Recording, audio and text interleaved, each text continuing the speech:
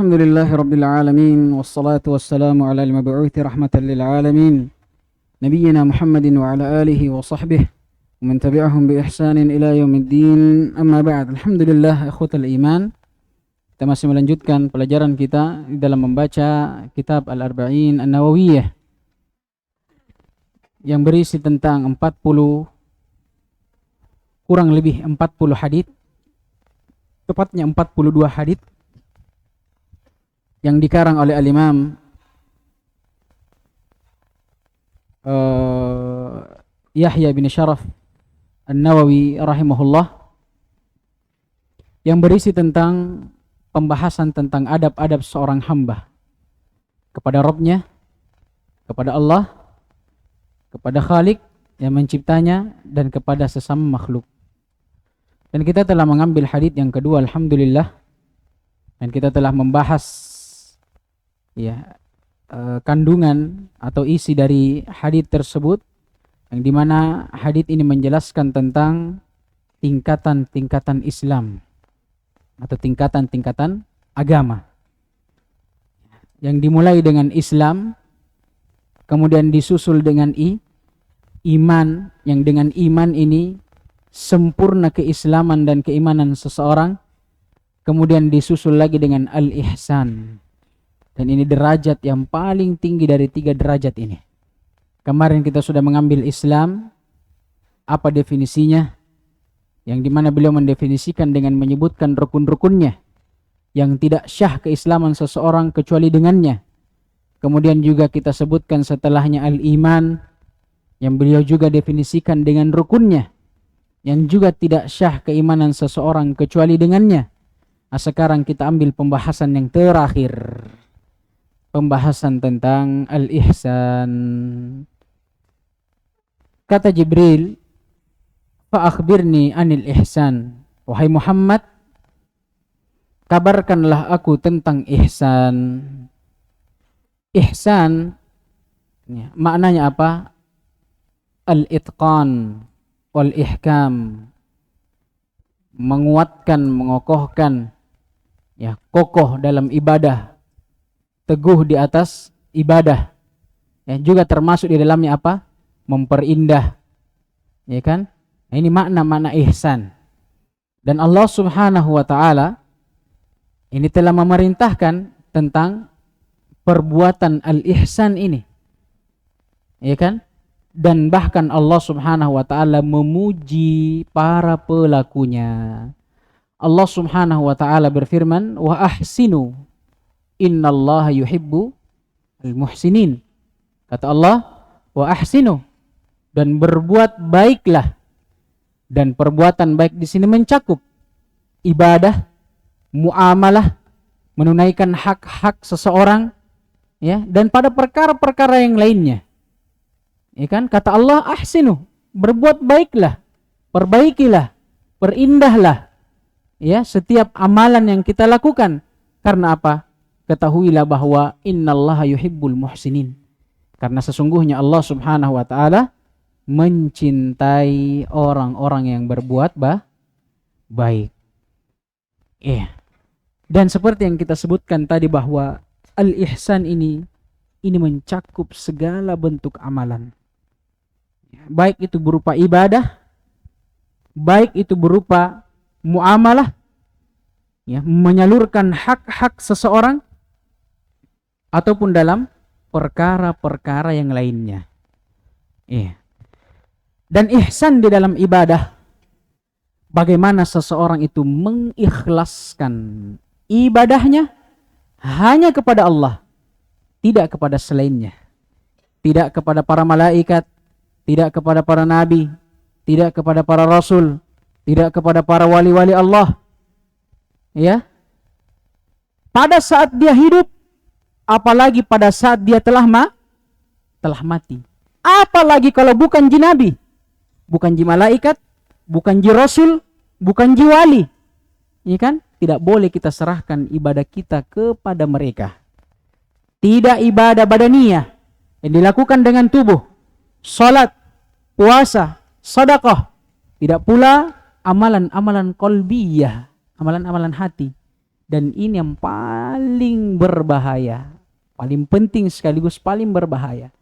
Karena banyak orang, salatnya secara zahir menyembah Allah, tidak menyembah kepada selainnya, tapi hatinya tidak dia ikhlaskan hanya kepada Allah.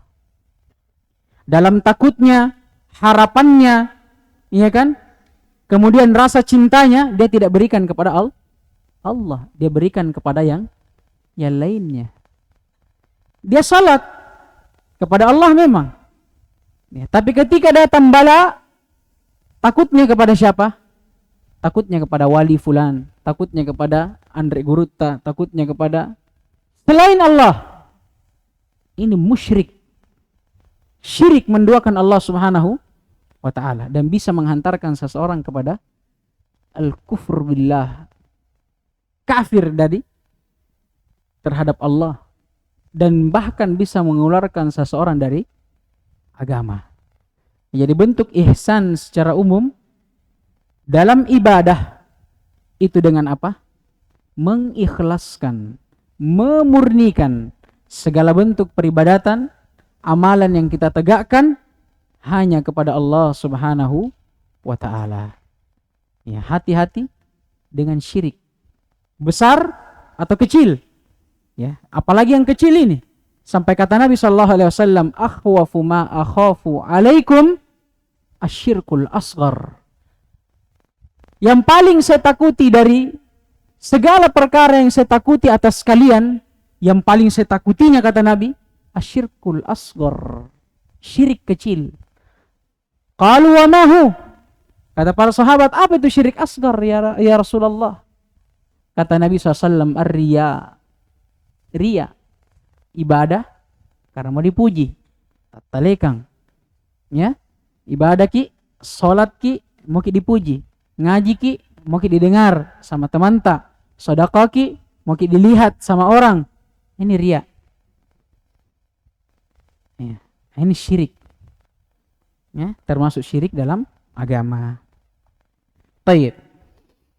Kemudian kata Nabi sallallahu alaihi wasallam, beliau menjelaskan, mendefinisikan tentang definisi ihsan ini. Kata beliau, anta'budallah ka'annaka tarah wa illam takun tarah fa innahu yarak. Kata Nabi sallallahu alaihi wasallam, al-ihsan itu engkau beribadah kepada Allah ka'annaka tarah, seperti, seakan-akan engkau melihat Allah. Keliru orang yang beribadah harus melihat Allah. Nah, ini orang-orang apa? Orang-orang tasawuf, tarekat. Lama dia takbir. Allah. Tidak jadi. Kenapa? Belum dapat Allah. Bodoh. Karena Allah didapat. Tidak bisa dilihat itu Allah. Kata Allah kepada Nabi Musa, lan tarani, engkau tidak akan melihatku di dunia. Orang ini mau dia cari Allah. Di mana mau dicari? Opongru. Nabi juga bilang apa? Ka'annak, seperti seakan-akan engkau melihat Allah. Maksudnya apa? Dirasakan kehadirannya Allah. Kata para ulama, biqalbik, dengan hati-hati kalian. Dirasakan itu pengawasan Allah.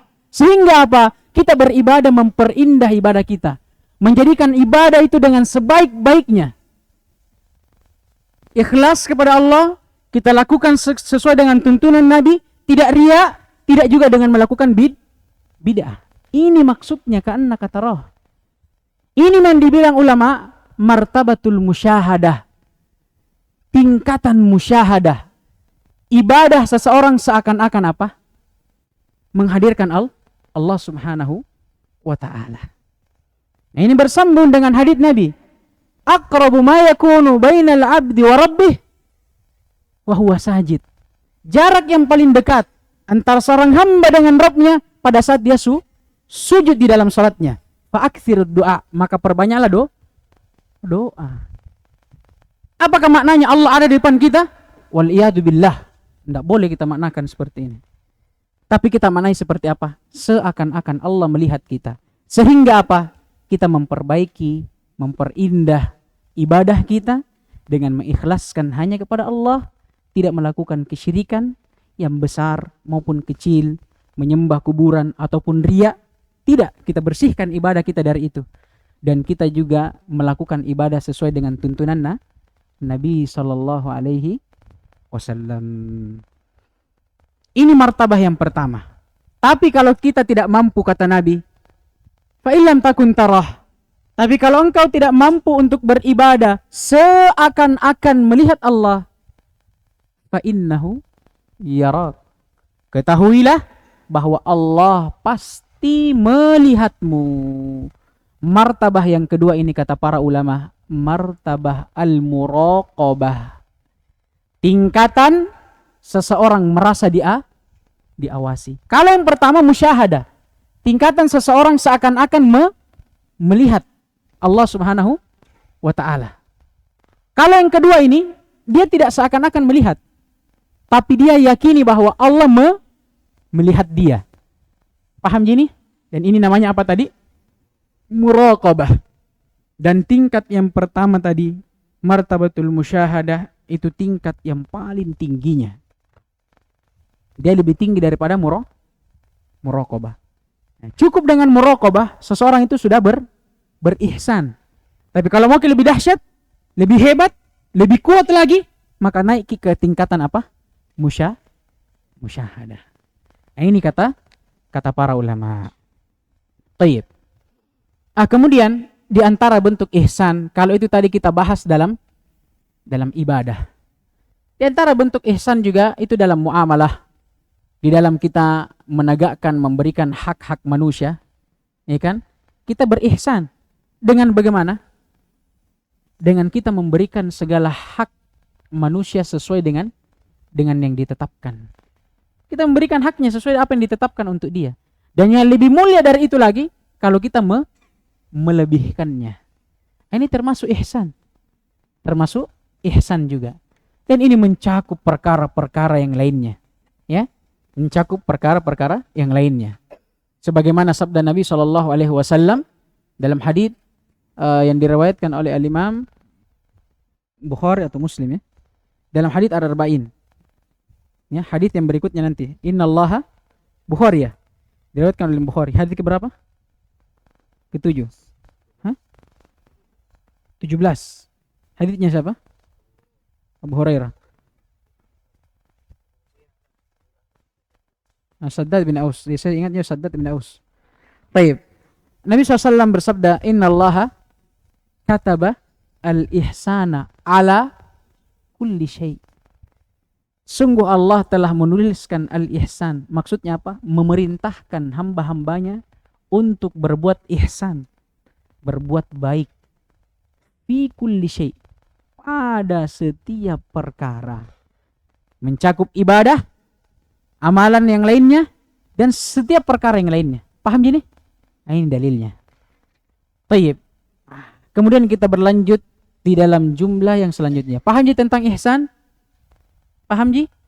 Jadi ingat ihsan itu beribadah seakan-akan. Seakan-akan seperti kita melihat Allah. Ya, jangan cari Allah dulu beribadah, tidak akan dapat. Wallahi tidak akan dapat. Karena bagaimana ujung-ujungnya? Ujung-ujungnya apa? Kita akan menggambarkan Allah dengan sesuatu yang tidak pantas. Wal iyadu billah. Jatuh kepada apa? Perbuatannya orang-orang musyabbihah. Musyabbihah. Lucu mereka ini. Mereka kalau dalam bab akidah apa? Mentakwil. Tidak mau menyerupakan Allah dengan makhluk. Tapi kalau sholat, dia cari Allah dulu. Yang saya mau tanyakan, bagaimana itu Allah kalau dia dapat? Bagaimana bentuknya? Kan tidak boleh kita kaifiatkan. Wal iyadu billah. Ya kan? Ada orang bilang bentuknya cahaya. Apa itu? Ini korban peling. Ini korban-korban film semua ini. Ini kan? Difilmkan Tuhan turun dari langit dalam bentuk cahaya. Mana ada? Yang bikin saja orang tidak bertuhan. Itu. Pembuat film itu banyak orang tidak beragama. Dipercaya kalau Tuhan itu turun dalam bentuk cahaya. Bodoh sekali. Bodoh tidak? Bodoh sekali. Yang kita mau tanyakan ini, kalau kalian cari Allah dalam sholat, bagaimana itu Allah? Bagaimana bentuknya? Lafaz Allah, cahaya, dari mana kalian dapat? Dari film. Film juga yang bikin orang kafir, tidak punya Tuhan. Bagaimana kita mau percaya mereka menggambarkan Tuhan? Ini kan tidak masuk di akal. Yang ini coba subhanallah, kembali kita bersyukur akan hidayah yang Allah berikan. Akidahnya mereka itu tanakut, saling bertolak belakang begini. Masing-masing pendapatnya, pendapat satu dengan lain saling berbenturan. Tidak ada masuk akal. Tidak ada masuk akal. Kadang dia berdalil tentang pendapatnya, dia pakai syair. Syairnya dibikin oleh siapa? Orang kafir. Berdalil untuk agama. Tidak masuk akal. Alhamdulillah. Alladzi qad hadana. Alhamdulillah Allah telah memberikan hidayah kepada kita. Kemudian kata Nabi sallallahu alaihi wasallam, fa akhbirni, atau kata Jibril, fa akhbirni anis saah. Setelah beliau alaihi salam bertanya tentang al-ihsan, tingkat dari tingkat-tingkat agama ini, selesai dari itu beliau menanyakan tentang hari kiamat. Apa yang beliau inginkan? Yarhamukallah. Apa yang beliau inginkan? Fa akhbirni anis saah. Apa maksudnya? Ai an waqti as-saah. Kabarkan kepadaku tentang waktu terjadinya hari kiamat itu. Apa kata Nabi? Mal mas'ulu anha bi'a'lama minas sa'il.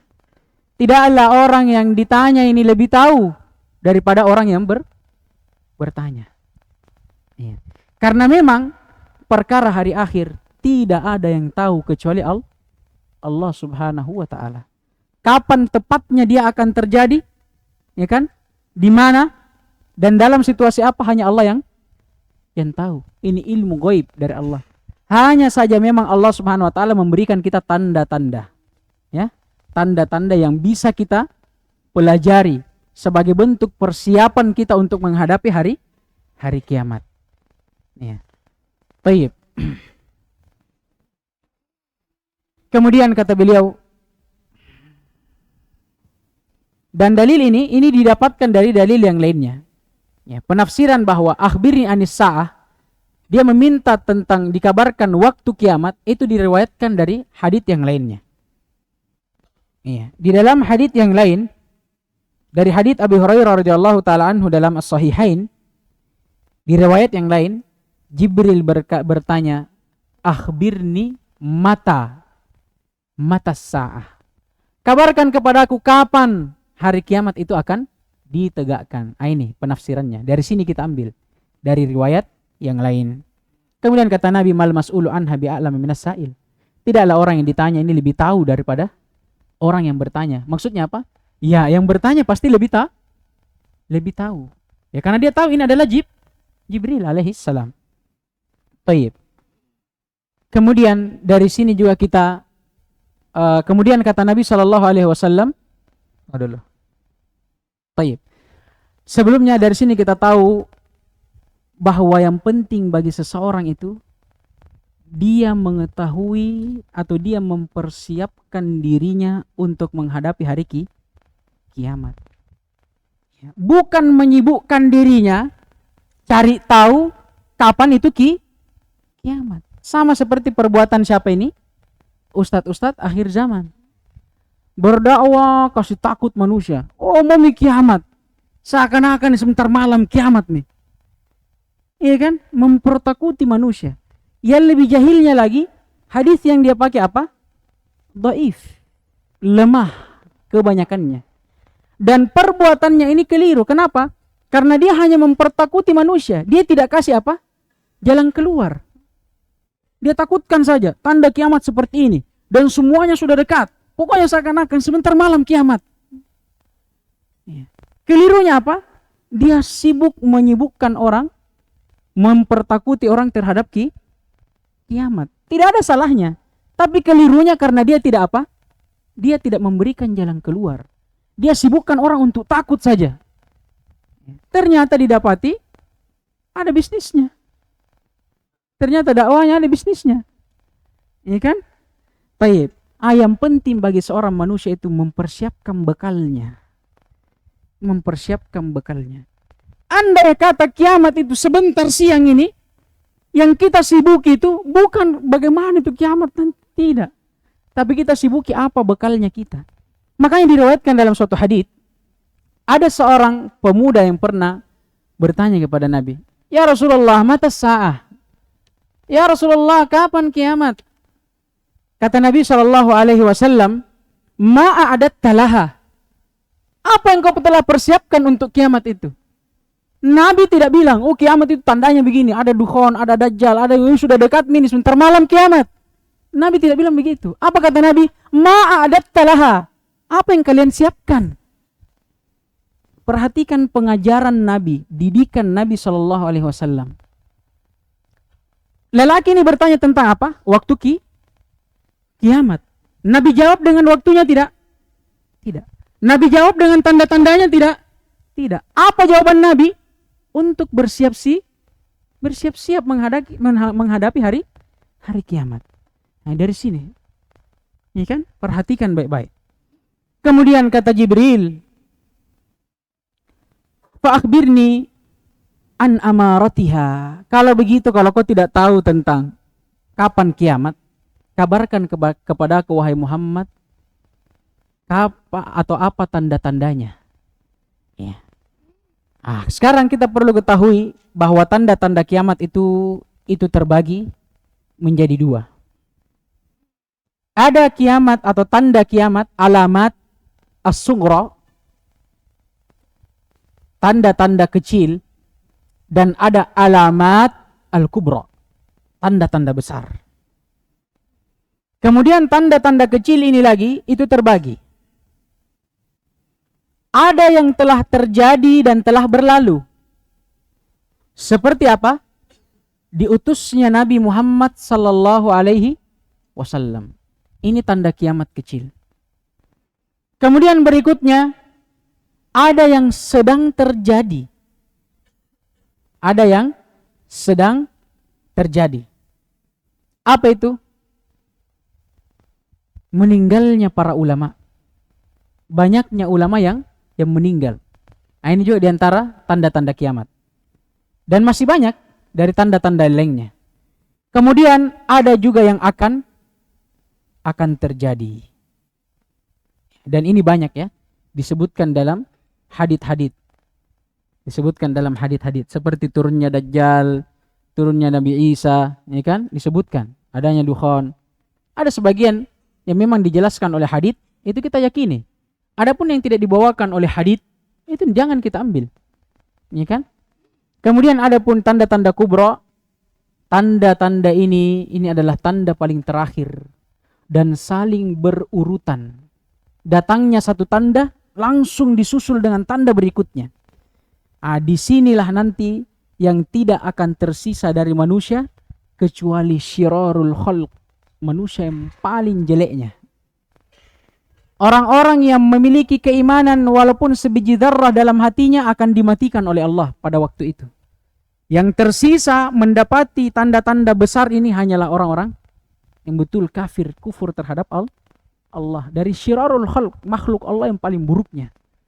Mereka yang mendapatkan ini. Inilah diantaranya yang matahari terbit dari tempat terbenamnya. Kemudian hancurnya bumi menjadi beberapa keping. Ini yang akan didapatkan oleh siapa? Syirarul khalq. Manusia-manusia yang paling buruknya pada waktu itu. Baik. Kemudian beliau memulai menyebutkan tanda-tandanya. Kata beliau, antalidal amatu rabbataha.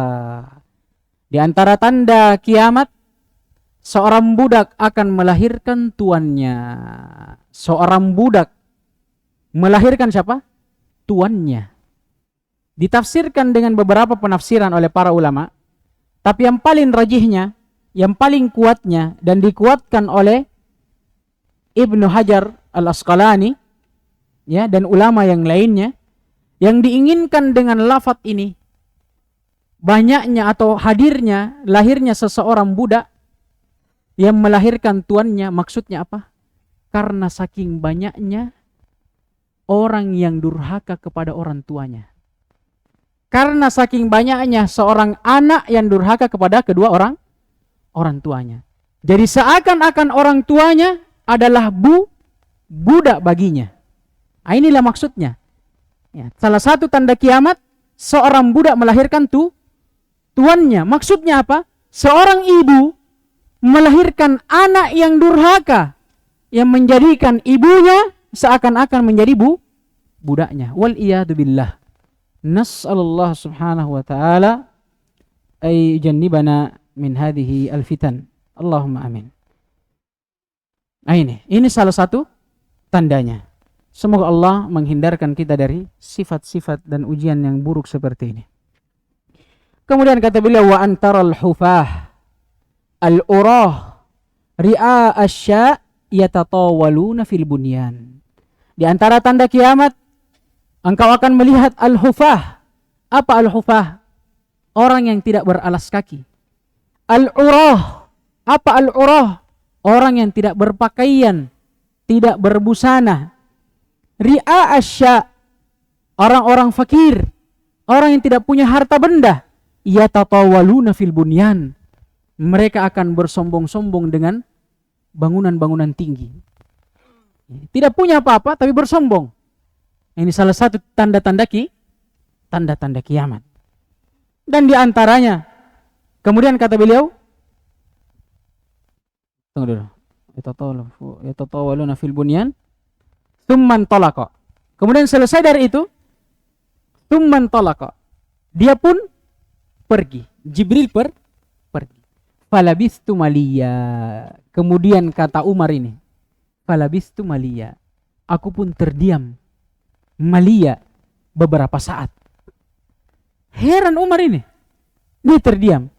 Sampai akhirnya Nabi SAW berkata kepada Umar, ya Umar, wahai Umar, atadri manis sa'il? Apakah engkau tahu siapa yang bertanya tadi kepadaku? Apa kata Umar? Allahu wa rasuluhu a'lam. Sungguh Allah dan Rasulnya ialah yang paling tahu. Faidah di sini disebutkan oleh para ulama. Ucapan Allah wa rasuluhu a'lam. Ucapan ini ikhwas sekalian, itu diucapkan pada saat atau pada perkara apa? Pada perkara diniyah, perkara agama, dan perkara dunia. Tapi pada saat Nabi hidup. Kalau Allahu a'lam, itu benar. Mutlak, boleh kita pakai. Ya. Pada saat, pada perkara dunia dan pada perkara agama, akhirat. Kalau ditambah wa rasuluhu a'lam, ini yang bermasalah. Ya. Kapan ditambah wa rasuluhu a'lam? Kalau pada hidup Nabi, boleh kita tambahkan wa rasuluhu a'lam. Baik pada perkara dunia ataupun perkara akhirat. Tapi setelah meninggalnya Nabi, tambahan wa rasuluhu a'lam tidak boleh digunakan kecuali pada perkara agama. Adapun perkara dunia yang sekarang ini setelah Nabi meninggal, tidak boleh kita katakan apa? Allahu wa rasuluhu a'lam. Cukup wallahu a'lam. Kenapa? Tanda tanya pasti. Kenapa? Karena untuk perkara yang sekarang, perkara dunia, itu kan Nabi belum tahu. Iya kan? Kecuali kalau perkara syariat, memang Nabi telah disampaikan oleh Allah. Adapun perkara dunia yang sekarang ini, tentang apa yang kita lakukan ini, itu kan tidak semua Nabi tahu. Jadi tidak boleh kita katakan wa rasuluhu a'lam, kecuali kalau perkara agama. Karena memang untuk perkara agama, kata Allah apa? Al-yawma akmaltu lakum dinakum wa atmamtu alaikum ni'mati wa raditu lakumul islam dina. Pada hari ini kata Allah, atmamtu alaikum al-yawma akmaltu lakum dinakum. Aku telah sempurnakan atas kalian agama kalian. Tidak ada lagi yang Allah sampaikan, Nabi sampaikan yang kurang dari syariat ini. Semuanya sudah ada. Ya, makanya kalau kita katakan Allahu wa rasuluhu a'lam di zaman ini sekarang setelah meninggalnya beliau, itu cukup pada perkara agama yang memang Allah telah sempurnakan dan telah sampaikan seluruhnya kepada Nabi. Paham gini? Ya jangan sampai kita gunakan ini. Kalau para sahabat dulu memang bebas. Dia tahu memang. Ya kan? Karena Nabi masih hidup di zaman sahabat. Nabi menyaksikan para sahabat apa yang mereka lakukan. Tapi kalau sekarang kan Nabi tidak tahu semua yang kita lakukan ini. Ada perkara yang Nabi tidak tahu. Dan Nabi tidak mengetahui ilmu goib kecuali apa yang telah Allah sampaikan. Naktafi bihadzal qadar. Subhanakallahumma wa bihamdik asyhadu an la ilaha illa ant astaghfiruka wa atubu ilaik.